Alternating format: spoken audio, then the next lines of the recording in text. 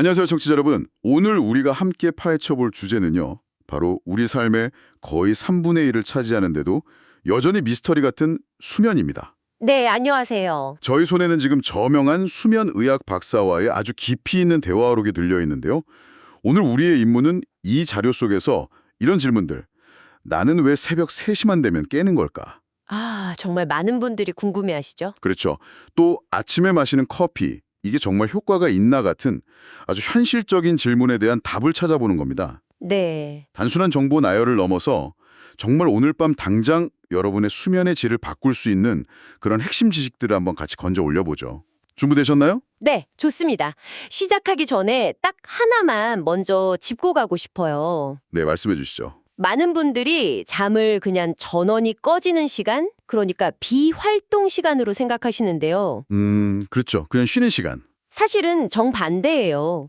수면은 뇌가 낮 동안 쌓인 어떤 감정적인 독소들을 청소하고 또 기억을 정리하고 몸의 모든 시스템을 재부팅하는 우리 삶에서 가장 활동적인 시간 중 하나입니다. 오히려 더 바쁘게 움직이는 시간이군요. 맞습니다. 그래서 오늘 살펴볼 이 대화록이 정말 흥미로운 이유가 거창한 이론이 아니라 아주 구체적이고 과학적인 꿀팁들로 가득 차 있다는 점이에요. 어쩌면 우리가 평생 잘못 알고 있던 습관들을 바로잡을 기회가 될 수도 있겠네요. 좋습니다. 그럼 가장 기본적인 것부터 시작해보죠. 대체 졸음이라는 게 뇌에서 어떻게 만들어지는 걸까요? 자료를 보니까 우리 몸의 수면을 조절하는 2개의 큰 시스템이 있다고 하더라고요. 네, 맞아요. 첫 번째가 수면 욕구 시스템인데 이걸 약간 배터리에 비유하면 이해가 좀 쉬울 것 같아요. 아주 좋은 비유예요.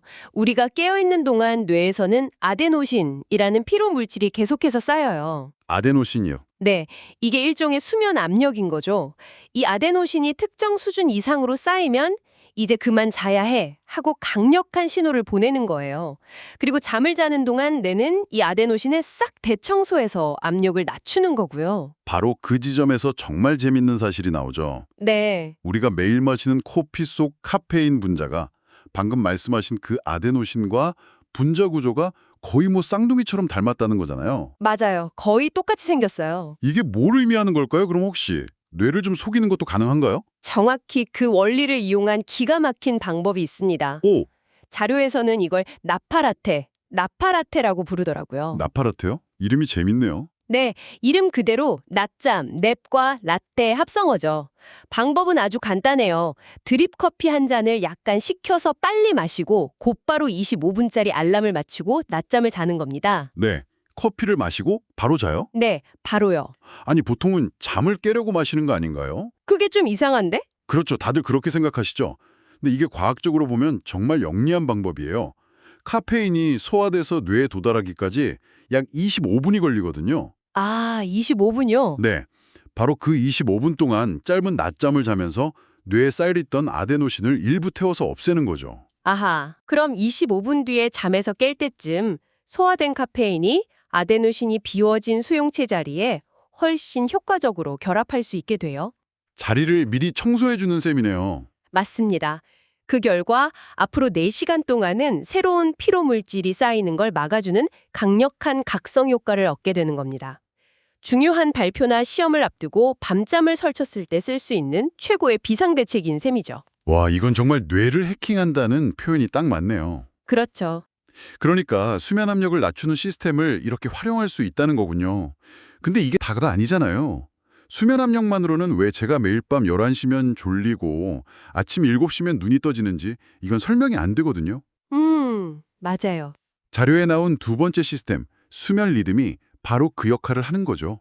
맞습니다. 그게 바로 크로노타입, 즉 개인별 생체 리듬이에요. 이건 유전적으로 결정되는 거라 우리가 마음대로 바꾸기가 아주 어려워요. 흔히 말하는 아침형 인간, 저녁형 인간이 바로 이 크로노타입에 따라 나뉘는 거고요. 이 자료에서 보니까요. 이 크로노타입을 동물에 비유해서 설명을 하던데 네, 맞아요. 이게 정말 재밌더라고요. 4가지 유형이 있었죠. 먼저 사자 유형, 네, 사자. 전형적인 아침형 인간, 인구의 한 10에서 15% 정도고요. 새벽에 일어나서 세상을 움직이지만 저녁 8시만 되면 막 졸려서 저녁 약속 잡기가 힘든 그런 사람들이요. 그리고 인구의 절반 이상, 50에서 55%를 차지하는 곰 유형이 있어요. 곰이요? 네, 해가 뜨면 일어나고 해가 지면 잠드는 가장 일반적인 유형이죠. 사회의 90 출근, 50 퇴근 스케줄은 사실상 이 곰들을 위해 만들어졌다고 봐도 무방해요. 아, 그래서 나머지 절반 가까운 사람들이 늘 피곤했던 거군요. 그렇죠. 특히 늑대 유형들이요. 예술가나 창의적인 직업군에 많다는 저녁형 인간들. 이분들은 밤늦게 영감이 떠오르고 생산성이 폭발하지만 아침에는 거의 좀비 상태가 되잖아요. 맞아요. 곰들을 위한 세상에서 늑대들은 매일 시차 부조금을 겪으며 사는 셈이에요. 그리고 마지막으로 자료에서 소개하는 네 번째 유형이 아주 특별한데요. 네, 바로 돌고래 유형입니다. 돌고래. 네, 돌고래는 뇌의 절반만 잠을 자는 동물로 유명하잖아요. 이 유형의 사람들도 아주 예민하고 얕은 잠을 자는 경향이 있어요. 아, 그렇군요. 지적이면서도 약간의 불안감과 완벽주의 성향을 가진 나는 잠을 푹 자고 싶은데 도무지 잠이 들지 않아 라고 호소하는 분들이 여기에 해당되죠. 알겠습니다. 그럼 제가 사자인지 늑대인지 아는 것도 재미있지만 이게 그냥 성격 테스트처럼 라벨 붙이기에서 그치는 건 아니겠죠? 내 크로노타입을 아는 게 왜 그렇게 중요한 건가요? 그게 단순히 언제 자고 일어나느냐의 문제를 넘어서기 때문이에요. 아, 이건 내 몸의 호르몬 분비 시간표를 아는 것과 같아요. 언제 각성 호르몬인 코르티솔이 치솟고 언제 수면 호르몬인 멜라토닌이 나오는지 알게 되는 거죠. 아하. 이걸 알면 거의 모든 활동에 최적의 시간을 설계할 수 있어요. 말 그대로 내 몸의 사용 설명서를 얻는 셈입니다. 잠깐만요. 그럼 우리가 매일 아침 눈 뜨자마자 하는 행동이 사실은 최악의 선택일 수도 있겠네요. 그럴 수 있죠. 예를 들면 커피 마시는 거요. 자료에서 이 부분을 보고 정말 충격받았거든요. 아침에 일어나자마자 마시는 커피가 최악의 선택이라니 이건 거의 이단 같은 주장 아닌가요? 하하, 아침 커피는 저를 인간으로 만들어주는 유일한 의식인데 말이죠. 많은 분들이 그렇게 느끼실 거예요. 하지만 자료에 따르면 과학적인 이유는 아주 명확해요. 두 가지인데 첫째는 탈수 문제예요. 탈수요? 네, 우리는 자는 동안 호흡만으로 거의 1리터에 가까운 수분을 잃어요. 이미 몸이 약간 탈수된 상태인데 거기에 이뇨작용을 하는 카페인을 들이부으면 탈수를 더 악화시키는 거죠. 아, 그렇군요. 그리고 두 번째 이유는 더 흥미롭더라고요. 맞아요. 기상 직후 1시간 동안은 우리 몸에서 천연 각성제인 코르티솔과 아드레날린이 이미 최고 수준으로 분비되고 있어요. 몸이 스스로 깨고 있는 거군요. 그렇죠. 몸이 스스로 잠을 깨우고 있는 거죠. 그때 카페인이 들어가봤자 이미 활활 타오르는 불에 기름 한 방울 더 붓는 격이라 효과가 아주 미미해요.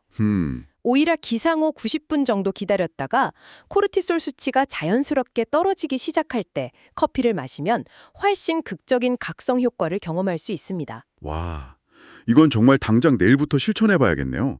그럼 이런 호르몬 사이클을 활용할 수 있는 다른 예시도 있을까요? 자료에 성관계에 대한 내용도 있었던 것 같은데요? 네, 이것도 많은 커플들의 고정관념을 깨는 내용이죠. 오, 대부분 밤 10시 반에서 11시 반, 잠들기 직전에 관계를 갖잖아요. 하지만 이때 우리 몸은 수면 호르몬인 멜라토닌 수치가 최고조에 달하고 성기능과 관련된 에스트로겐이나 테스토스테론 같은 호르몬들은 하루 중 가장 낮은 상태예요. 아, 신체적으로는 최적의 시간이 아닌 거죠. 그럼 언제가 최적인가요? 역설적으로 아침이에요. 아침에는 이 모든 호르몬 수치가 최고조에 달하거든요. 아, 정말요? 네. 물론 파블로와 크로어카닙이 다르다면 예를 들어 한 명은 사자고 한 명은 늑대라면 이건 대화와 조율이 필요한 문제겠지만요. 중요한 건 우리 몸의 리듬을 이해하면 더 나은 선택을 할 수 있다는 겁니다. 알겠습니다.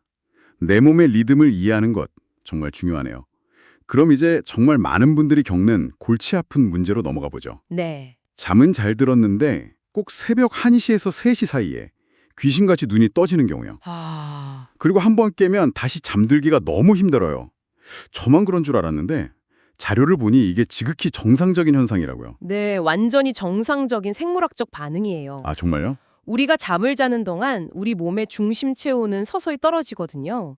그런데 새벽 1시에서 3시 사이가 바로 그 체온이 최저점을 찍고 몸이 저체온증을 막기 위해 다시 체온을 올리기 시작하는 변곡점이에요. 아하. 이 미세한 변화 때문에 수면이 얕아지면서 잠시 깨는 거죠. 대부분의 사람들은 그냥 뒤척이다가 바로 다시 잠들기 때문에 이걸 인지하지 못할 뿐이에요. 문제는 바로 다시 잠들지 못하는 사람들이죠. 아, 망했다. 또 깼네. 하는 순간부터 머릿속이 복잡해지기 시작하잖아요. 맞아요. 그때부터는 생물학의 문제가 아니라 심리학의 문제가 되는 거예요.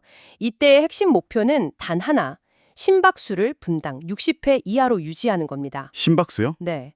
이걸 위에 자료에서 제시하는 몇 가지 하지 말아야 할 행동과 해야 할 행동이 있어요. 첫 번째 하지 말아야 할 행동은 정말 의외일 수 있는데 바로 화장실에 가지 않는 겁니다. 네, 잠깐만요. 깨면 왠지 화장실에 가야 할 것 같은 느낌이 드는데요. 이왕 깬 김에 다녀오자 하고요. 그 생각이 바로 함정이에요. 하게 올라가요. 뇌에 이제 활동 시간이야 라는 잘못된 신호를 보내는 거죠.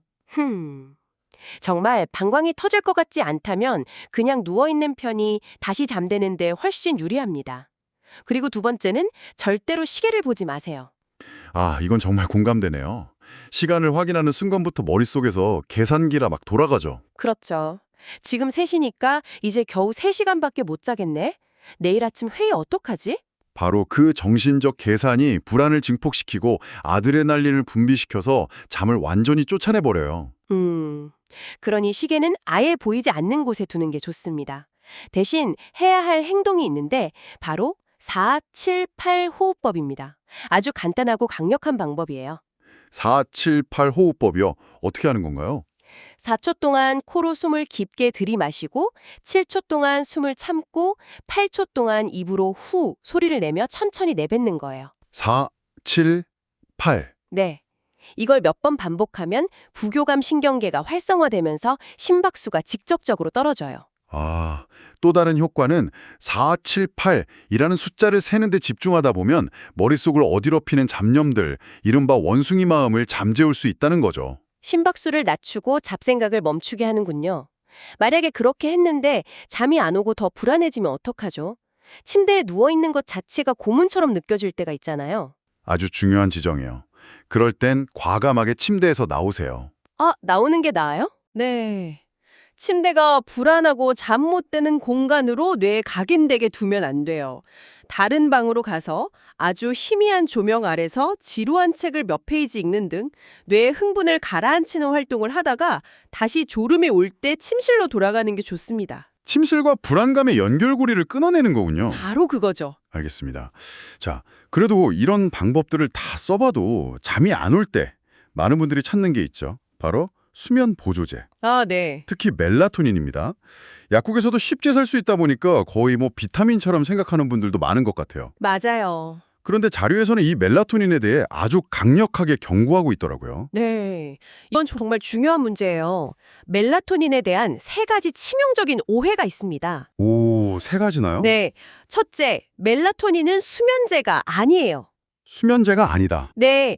잠에 빠지게 만드는 약이 아니라 뇌의 송과체에서 분비돼서 이제 잘 시간이야 라고 알려주는 신호등 같은 역할을 하는 호르몬일 뿐입니다. 아, 약이 아니라 호르몬. 이런 점이 중요하군요. 그렇죠. 그래서 두 번째 오해로 이어지는데 미국을 제외한 대부분의 선진국에서 멜라토닌은 의사 처방이 필요한 전문의약품이에요. 아, 그래요? 네, 호르몬이기 때문에 다른 약물, 특히 항우울제나 피임약, 혈압약 등과 상호작용을 일으켜 위험할 수 있기 때문이죠. 그리고 세 번째, 아이들에게는 절대로 임의로 먹이면 안 됩니다. 아이들이요? 네, 아이들은 이미 충분한 멜라토닌을 스스로 생산하고 있고 어릴 때부터 잠을 자기 위해 약이 필요하다는 잘못된 인식을 심어줄 수 있어요. 고용량의 멜라토닌이 사춘기에 영향을 줄 수 있다는 연구도 있고요. 자료에 나온 연구 결과는 더 충격적이었어요.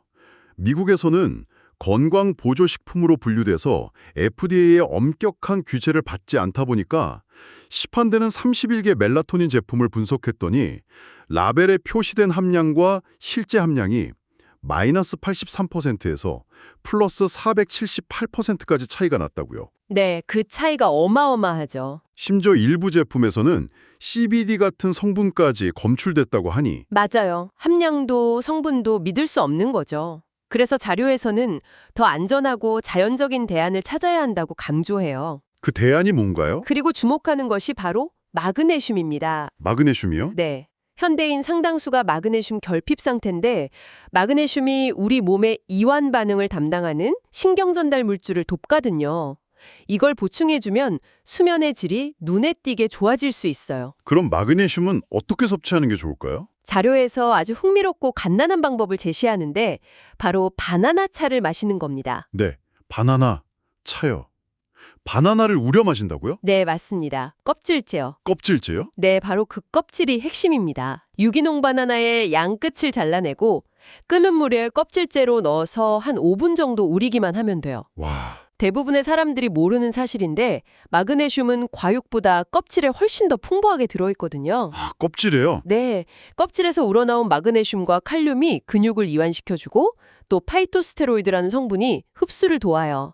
잠들기 한 30분에서 40분 전에 따뜻하게 한 잔 마시면 몸이 부드럽게 이완되는 걸 느낄 수 있을 겁니다. 정말 의외의 해결책이네요. 오늘 수면 전문가와의 대화록을 통해 정말 많은 걸 배운 것 같습니다. 뇌를 해킹하는 나파라테부터 내 몸의 사용 설명서인 크로노타입, 네, 그렇죠. 새벽에 깼을 때 심버스를 낮추는 4-78 호흡법, 그리고 멜라토닌의 위험성과 바나나차라는 놀라운 대안까지 당장 오늘 밤부터 적용해 볼 수 있는 실용적인 팁이 정말 많았어요. 그렇죠. 오늘 나눈 이야기 외에 이 자료에서 청취자분들이 잠들기 전에 한 번 더 생각해 보실 만한 흥미로운 주제가 마지막에 하나 더 있었어요. 아, 뭔가요? 바로 꿈에 대한 이야기입니다. 아, 꿈이요? 그냥 뭐 무의미한 이미지의 나열이라고 생각하는 경우가 많은데요. 하지만 이 전문가는 꿈을 감정의 신진대사라고 표현해요. 감정의 신진대서요? 네, 낮 동안 우리가 겪었던 불안, 슬픔, 기쁨 같은 감정적인 경험들을 처리하고 소화시키는 일종의 밤사이의 자가 심리치료 과정이라는 거죠. 와, 꿈은 무의미한 게 아니라 우리 정신 건강을 유지하기 위한 필수적인 활동이라는 겁니다. 밤사이의 심리치료라니 정말 멋진 표현이네요. 여기서 더 나아가 아주 흥미로운 제안을 하는데요. 만약 반복되는 악몽에 시달리고 있다면 그 꿈의 결말을 내가 원하는 대로 의식적으로 다시 써보라는 거예요. 꿈의 결말을요? 네. 그리고 잠들기 전에 그 새로운 결말을 소리내어 여러 번 읽는 거죠. 이것만으로도 실제 꿈의 내용을 바꾸고 그 꿈이 주는 불안감에서 벗어나는 데 큰 도움이 된다고 합니다. 와, 내 꿈의 시나리오를 내가 직접 다시 쓴다니 정말 흥미로운 발상이네요. 그렇죠. 혹시 청취자 여러분 중에도 반복해서 꾸는 꿈이 있다면 한번 생각해 보시면 어떨까요? 네. 그 꿈이 나에게 어떤 감정적인 메시지를 보내고 있는 것은 아닐지, 그리고 만약 내가 작가라면 이 이야기의 결말을 어떻게 다시 쓰고 싶은지 말이죠. 오늘의 깊이 있는 탐구는 여기까지입니다. 청취자 여러분 모두 오늘 밤은 편안한 꿈과 함께 깊고 평온한 잠 주무시길 바랍니다.